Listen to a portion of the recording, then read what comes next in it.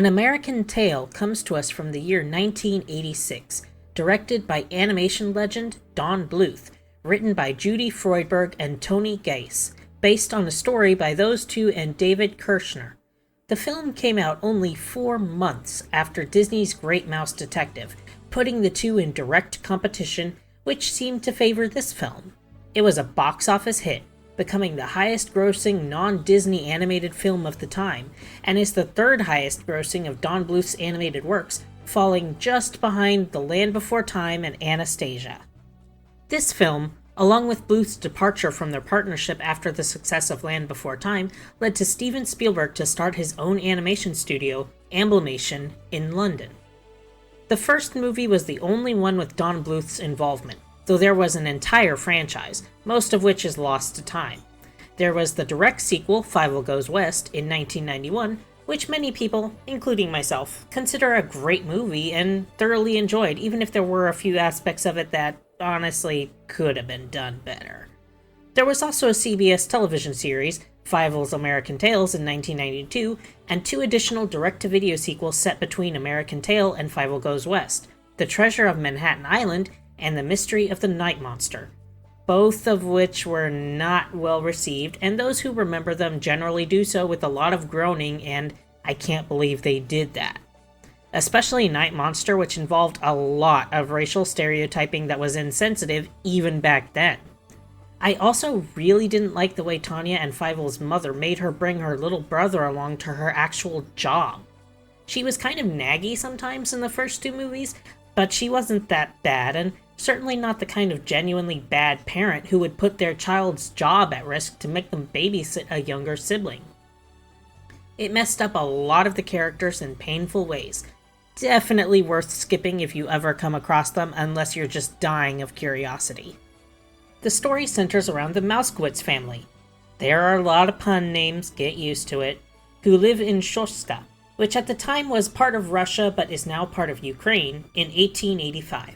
They're celebrating very modestly, having only small, practical gifts to give, like a headscarf for their daughter, and passing down a hat that has been in their family for generations to their son. They're clearly quite poor, just barely getting by. Papa Mouse starts telling his children about America, where he believes, for some reason, that there are no cats. No idea where he got that from, but people did have a lot of ideas about America that made it seem like a magical place to immigrate to, a land more made of dreams than reality. Their village is attacked by Cossacks, who also have Cossack cats somehow that go after the mice. With their homes destroyed, the mice have no real choice but to try and find a better life, boarding a ship to New York City. They are joined by a bunch of other mice from all different walks of life and different backgrounds, all of whom were terrorized by cats where they lived, and are all going to America because they think there are no cats there and they'll be able to live grand lives without fear. They have a big musical number about it, which does display quite a few ethnic and racial stereotypes, but not nearly so badly as later sequels did, and most people generally give it a pass, both due to the time it came out and how mild they were.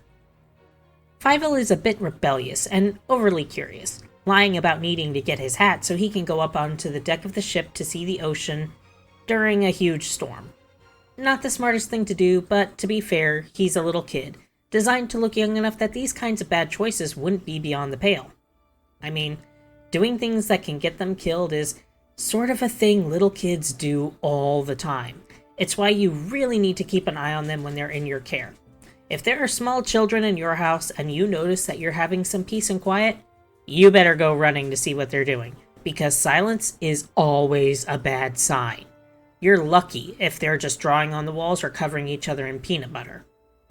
He gets swept off the ship, but ends up in a bottle that floats to New York. There's a bit of a haunting scene with the Statue of Liberty, a chorus reading the poem at her feet out. And yes, the Statue of Liberty did used to be incredibly shiny. The green is from oxidization and took years in salt air to happen. The poem at her feet is a welcome to immigrants, as America is a country that was literally built through immigration, as much as the political climate currently tends to try and pretend otherwise. The poem is called The New Colossus, written by American poet Emma Lazarus, who wrote it to raise money for the construction of a pedestal for the Statue of Liberty to stand on. It goes like this. Not like the brazen giant of Greek fame, with conquering limbs astride from land to land, here at our sea-washed sunset gates shall stand a mighty woman with a torch, whose flame is the imprisoned lightning, and her name, Mother of Exiles. From her beacon hand glows worldwide welcome. Her mild eyes command the air-bridged harbor that twin cities frame. Keep ancient lands your storied pomp, cries she with silent lips. Give me your tired, your poor, your huddled masses yearning to breathe free, the wretched refuse of your teeming shore. Send these, the homeless, tempest-tossed to me. I lift my lamp beside the golden door. Basically, you rich, selfish royal type snots can stay where you are, send the poor to me so they can live a better life out from under your boot heel. Get bent, I'm their mom now. The statue wasn't originally made to be a symbol of welcome for immigrants. According to Paul Auster, it was originally intended as a monument to the principles of international republicanism, but the poem reinvented the statue's purpose, turning Lady Liberty into a welcoming mother, a symbol of hope for the downtrodden and outcast of the world seeking a new life, beckoning them into a better future. Fievel is rescued by a pigeon named Henry, who gives him a pep talk to not lose hope and, of course, never say never, because you don't know what's around the corner. Henry has another pigeon take him to the city, where he, of course, looks for someone who can help him find his family. He runs into a con man, Warren T. Rat, who is obviously not actually a rat, and the rat sells him to a literal sweatshop. With the help of another mouse, Tony Toponi, they escape, which really doesn't look all that hard. Why aren't these other kids escaping? They're just climbing out a window. They end up meeting Bridget, a young Irish mouse trying to get everyone to stand up against the cats, who very much are in America, and who terrorize them just the same as back in their own countries. Bridget takes them to see Honest John, a politician who is obviously anything but honest, and is quite obviously a drunkard. Again, movies in the 80s got away with a lot you couldn't put in a kid's movie today. Honest John knows everyone who is registered to vote. Unfortunately, Fievel's family haven't registered yet, so he hasn't met them and doesn't know where they are. They hold a rally, led by Honest John, Bridget, and an old money mouse named Gussie Mooseheimer, who seems to have her heart in the right place, but clearly still has a lot of the mindset that comes from being born into a higher class, complaining about Warren demanding protection money from all the mice, while not actually providing the protection he promised. Fievel whispers a plan to Gussie that she seems totally on board with, announcing to everyone that they have a plan. Fievel's family is in the back, but can't actually see the stage, so they don't see him up there with her. There are a lot of near misses in the movie where they're only a few feet away from each other, if not a few inches, and they just don't see one another somehow. It honestly gets pretty frustrating sometimes. The mice take over an abandoned museum on the Chelsea Piers and start building their secret weapon. Fievel stumbles into Warren's lair by accident and discovers that Warren is in fact a cat, and is the leader of the gang of cats that has been attacking everyone. He's captured, but they leave him under the guard of Tiger, a cat who is a vegetarian and doesn't like being part of the gang, as he's actually a very sweet, gentle soul.